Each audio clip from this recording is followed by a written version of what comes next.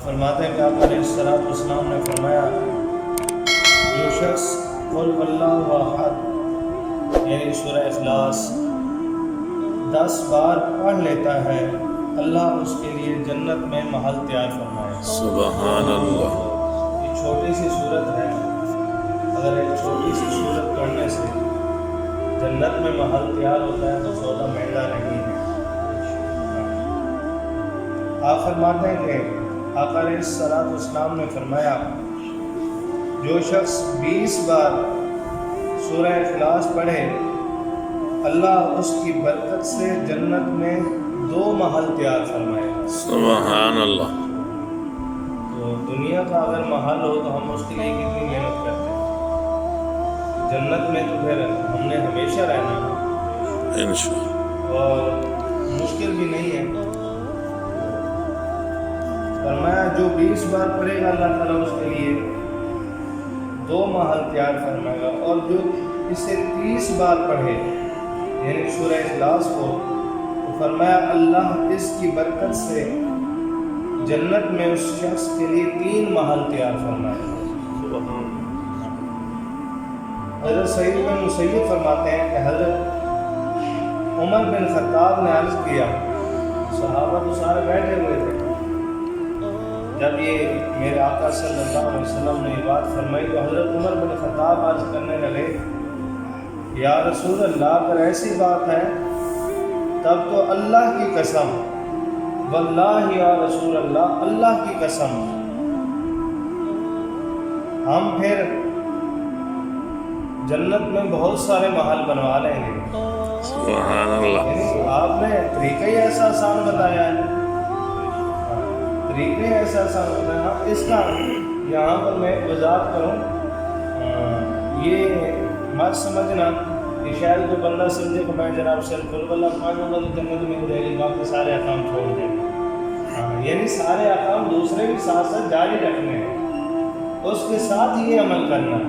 یہ مطلب نہیں ہے کہ نماز بھی نہیں پڑھنی، روزہ بھی نہیں رکھنا، زکوٰۃ بھی نہیں دینی، دوسروں کا خیال بھی نہیں رکھنا اور کہنا جناب ہم نے تو حدیث پاک سنی تھی مولوی صاحب سے، مولوی صاحب نے کہا تھا کہ 10 بار جو بندہ قل واللہ پڑھے گا اللہ تعالیٰ اس کے لیے جنت میں محل تیار فرمائے گا. یہ مطلب نہیں ہے.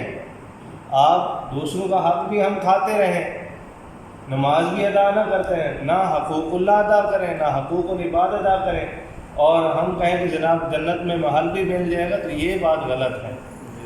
یہ بات کرنے کا مقصد یہ ہے کہ دوسرے احکام بھی ساتھ ساتھ اپنانے ہیں، اس کے ساتھ یہ عمل کرنا ہے. پھر انشاءاللہ رب سے امید رکھیں، نبی کے فرمان پہ یقین رکھیں، انشاءاللہ اللہ رب العالمین محل ضرور عطا فرمائے گا. جہاں ہم دیکھتے ہیں کہ جس کے پاس محل ہو تو ہم جناب کہتے ہیں ماشاءاللہ جناب بڑا سیٹھ آدمی ہے، بڑا چودھری آدمی ہے، بڑا وڈیرا آدمی ہے، جناب اس کے بڑے محل ہیں.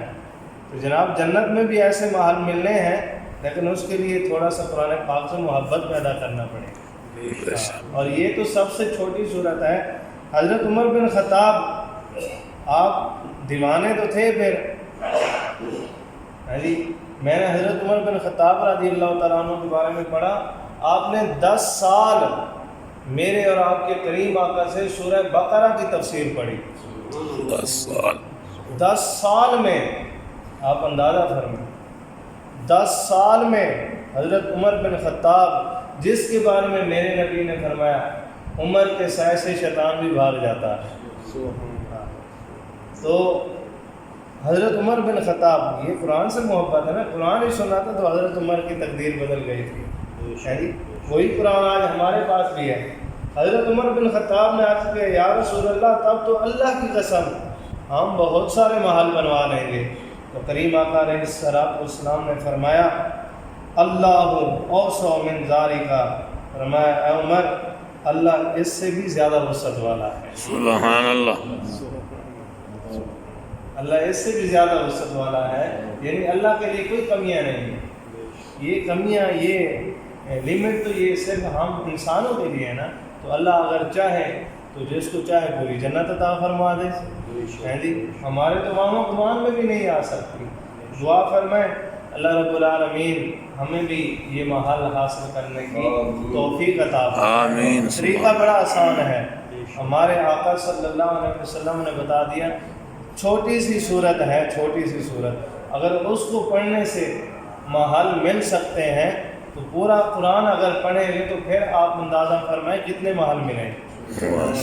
مطلب یہ ہے کہ ہمیں قرآن سے محبت پیدا کرنے کی ضرورت ہے۔ اللہ رب العالمین ہمیں قرآن پاک کو محبت سے پڑھنے کی، اس کو سمجھنے کی اور اس پہ عمل پیرا ہونے کی توفیق عطا فرمائے۔ وآخر دعوانا ان الحمد للہ۔